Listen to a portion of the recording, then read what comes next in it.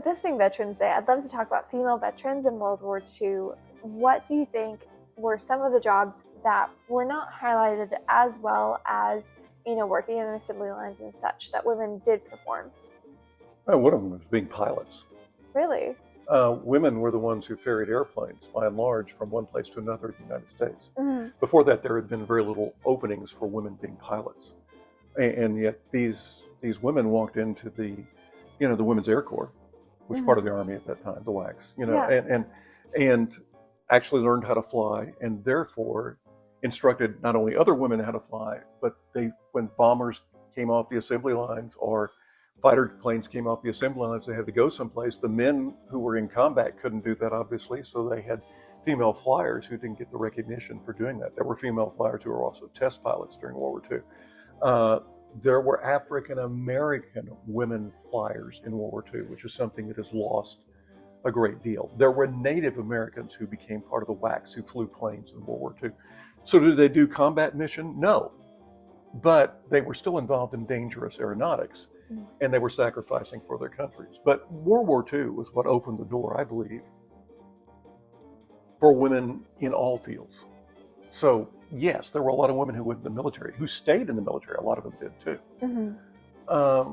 But I think more than that, in both the United States and Great Britain, by the way, it opened an opportunity to see women move into roles not only on assembly lines they had never done, because Lucy the Riveter is that's pretty commonly known. You see a lot of films made about that. Bomb Girls or Bombardier Girls was recently a Canadian series that was examined women who worked in munitions plant, and it was fascinating to look at their lives and how they changed from coming off the farms into the factories and essentially never left the cities. They became part of the pulse of the cities. Yeah. But you look at these women who were given opportunities, and I don't think you could close that door. They tried after World War II. They tried to go back to the way it was before this happened. Mm-hmm. But you couldn't. These women had a taste of what independence and freedom was all about. Mm-hmm. They had a taste where they were treated as if they were, in many cases, equals and important. Yeah. And once you got that sense of importance, you didn't want to let it go. Yeah, understandably. And so many of them stayed in the industries they worked in. So I think when you look at women in World War II, if you worked in a plant in World War II, in a way you were a veteran because you were doing something nobody else had ever done before. Mm-hmm. The war opened that up for you. All of those positions that were opened up because of the war made all these different people after the war different. And I think that's what serving does. And so we could look at the women in uniform and they made incredible accomplishments. But I think in a real sense, if they went to work in the munitions plants, they were also in uniform. And were also, even though they didn't get the veterans' pensions and the things that went along with it, they were still very important in the war effort. And I think that sense of doing that made them different forever, and therefore maybe even if they had to go back to being just a housewife or something afterwards, they were ready to encourage their daughters to be more. Yeah. And I think it led to what we saw happen in the late 50s, 60s, and 70s. Mm-hmm. So also, when you think about what was going on during that time, and you look at women during that era, a lot of women never had much opportunity. Mm-hmm. They weren't encouraged to get degrees. They weren't encouraged to move on with their life and chase their dreams. Yeah. Yet in World War II, they suddenly were moved off the farms and said, hey, we need you. This is your life. And I think that push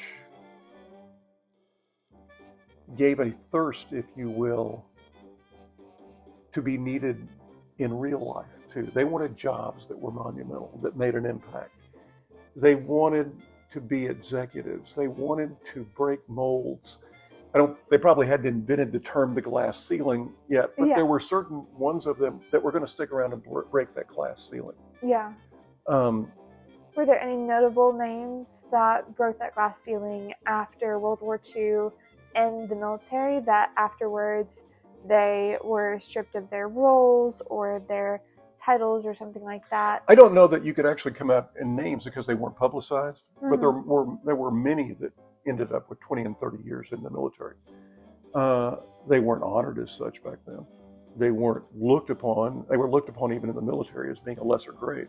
Oh, goodness. But their roles. But you did have films that Mm-hmm. outlined the role of the Army and Navy nurses in World War II, and showed them in prison camps and other things. Claudette Colbert, Veronica Lake starred in one of them. Joan Blondell starred in another one. Those films showed the sacrifice those Mm-hmm. people were making. And as long as those films were around, and once, movies in the 1930s and 40s were basically seen once and shelved. Yeah. But then television came along and they suddenly were shown again. Yeah. And so the people who may have been inspired by these movies may have been kids in the 60s and 70s, not kids in the 50s, late 40s and early 50s. That's so So Proudly We Hail is probably one of the greatest films of World War II that shows the impact of women. Mm-hmm. And you also had women in World War II that served in other ways. Carol Landis is a tragic figure in Hollywood because she died at 29 of suicide. Oh, no. Yet Landis, who was an actress at the time, spent 2 years traveling hundreds of thousands of miles to entertain the troops. Yeah. There was a book that she wrote called Four Jills in a Jeep, and it was four girls who basically took a Jeep anywhere they could do to interview. Yeah. So she went behind lines. She ended up getting dysentery, malaria. The list goes on of all the stuff. And Hollywood, essentially, because she wasn't in the studio system, and she left the system to entertain the troops. Yeah. When she got back in 1946, there were very few job openings for her. So she was an up-and-coming starlet who, when it came back, she was reduced to lesser roles. Hollywood had turned its back on her in that respect.